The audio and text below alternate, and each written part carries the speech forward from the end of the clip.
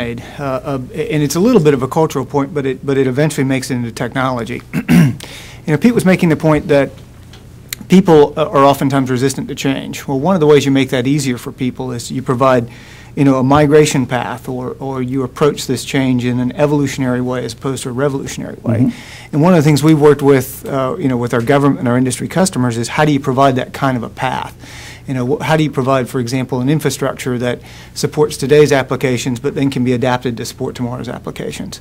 We talked earlier about the importance of being able to have flexibility, and this is one of the dimensions of it, because in pretty much every case I would suspect the agencies are being required to support legacy applications and having to bring new applications on, all as part of doing this modernization. Mm-hmm. So the ability to be able to do things like define parts of the network, define the functions of parts of the network under software control, for example, or do traffic patterns under software control, so you can begin to move from one paradigm to another without having to just do a rapid shift, we think is a pretty key issue.